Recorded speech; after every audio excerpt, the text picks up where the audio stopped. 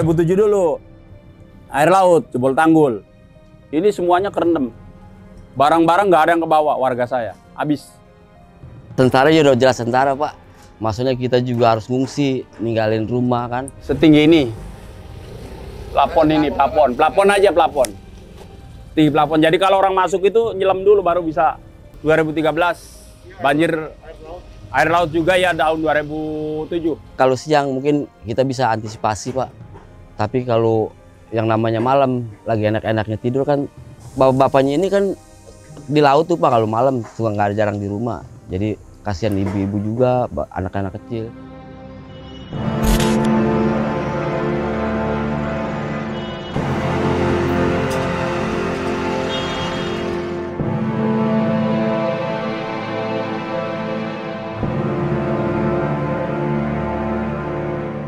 Luapan air menerjang senja.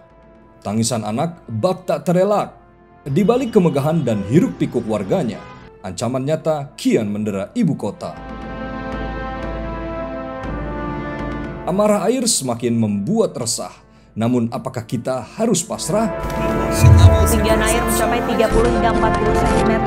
Jakarta merupakan satu di antara tidak banyak kota yang terancam tenggelam.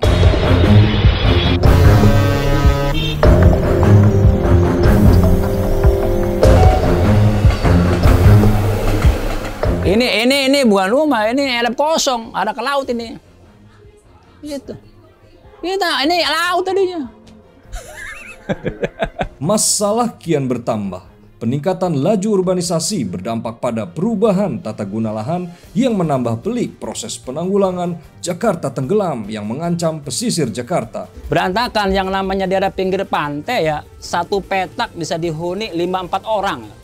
Ya udah begitu kan, di bawahnya itu kan bukan tanah kayak gini, bukan papan dulu. Jakarta kian sesak, tak ada lagi ruang bagai kicau burung bernyanyi. Pembangunan kota yang tak mengindahkan ruang terbuka dan luapan deras air dari hulu menjadi hal yang biasa. Sebuah kejadian yang membuat keresahan menjadi sebuah kepasrahan. Penurunan muka tanah Jakarta sejak 1974 menambah bumbu drama kehidupan para penduduknya.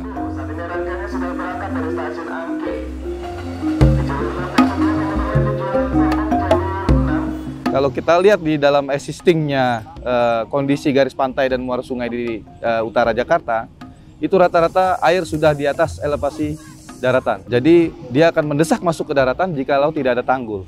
Dan di atas air itu ada kapal-kapal. Bayangkan kalau kapal-kapal itu bergerak masuk ke daratan tanpa ada penghalang berupa tanggul, itu bisa mengakibatkan korban jiwa. Ini yang kita takutkan. Ya, di beberapa tempat air itu sudah 2 meter di atas daratan. Topografi alami menjadikan utara Jakarta semakin dalam kondisi tidak baik-baik saja.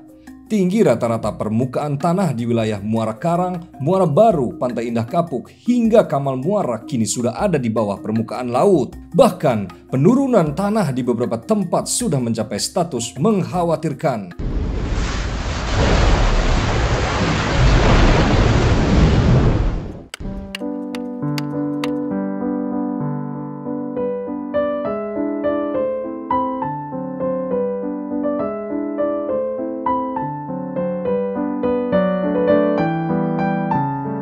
Dan subsiden ya, penurunan muka tanah, sehingga dengan kita membangun tanggul laut ini, kita harapkan ini bisa mengamankan daerah utara Jakarta ini dari kemungkinan terjadinya banjir rob. Memiliki luas 70% lautan, masyarakat pesisir di Indonesia sudah selayaknya menikmati hasil alam yang ada, bersahabat dengan laut, bukan bersiap dengan datangnya air laut. Ada batang, cendawan tumbuh. Beragam masalah sosial yang terjadi di daerah pesisir menjadi sebuah legenda yang kini menjadi sebuah budaya. Sebuah kearifan lokal yang suka atau tidak harus dijaga karena memang mereka ada. Senggol bacok. Kenapa? Karena dari berbagai suku datang, ada suku Madura, Bugis, Jawa, ada Cirebon, Indramayu, membawa karakter dan adat masing-masing. Lo gue gitu kan. Mana RT 4, mana RT 4? Wah, mantap nih RT 4 nih. Memanusiakan manusia adalah kunci dalam menyikapi permasalahan sosial yang ada. Dirawat ya, Dek, tanggulnya ya. Nanti kita adakan lomba, oke? Lomba 17 Agustus di sini. Supaya nanti dijaga, dirawat, gawangnya jangan sampai hilang. Merangkul bukan memukul, sosialisasi bukan menghabisi, dan menghibur bukan menggusur.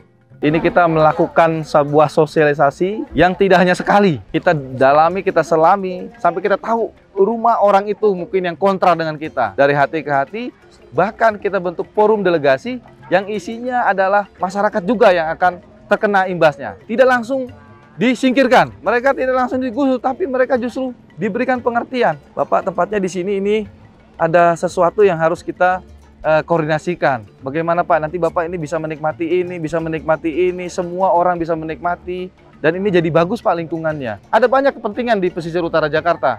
Misalkan nelayan tadi yang harus mencari mata pencarian mereka ya untuk menghidupi keluarganya. Tidak bisa kita langsung singkirkan. Nah ini harus ada pendukung, program pendukung, yaitu dibangunkan dermaganya, dibangunkan aksesnya. Nah maka tadi memanusiakan manusia. Jadi mereka tuh di sini bukan sebagai masalah. Memiliki total garis pantai dan muara sungai pesisir sepanjang 120 km membuat wilayah pesisir Jakarta memerlukan perhatian khusus. Program Strategis Nasional Pembangunan Terpadu Pesisir Ibu Kota Negara atau PT PIN bak angan-angan menerawang langit. Bentuk nyata kerja melindungi ibu kota. Kita punya 120 kilo garis pantai dan muara sungai. Dari 120 kilo itu kita identifikasi ada 46 kilo kategorinya kritis. Kritis itu air laut sudah di atas daripada daratan. Nah ini bisa menyebabkan terjadinya genangan, bahkan bisa menenggelamkan salah satu kawasan di Jakarta Utara. Dari 46 kilo itu kita bekerja saat ini bersama-sama dengan DKI untuk mengantisipasi hal tersebut. Bahwa air di atas daratan itu bisa kita antisipasi dengan program PT PIN ini Pak. Tidak ada kata terlambat. Sistem pengendalian banjir mutlak menjadi sebuah mandat. Berbagai infrastruktur dibangun guna menahan laju air baik dari hulu maupun dari laut. Tidak saja berfungsi sebagai infrastruktur teknis, namun juga ramah untuk kehidupan sosial dan budaya masyarakat. Ya bukan hanya membangun tanggul, tapi juga menciptakan ruang publik yang bisa dinikmati oleh masyarakat. Jadi kita menikmati pantai tanpa membayar. Nah inilah public coastal yang dibangun oleh pemerintah.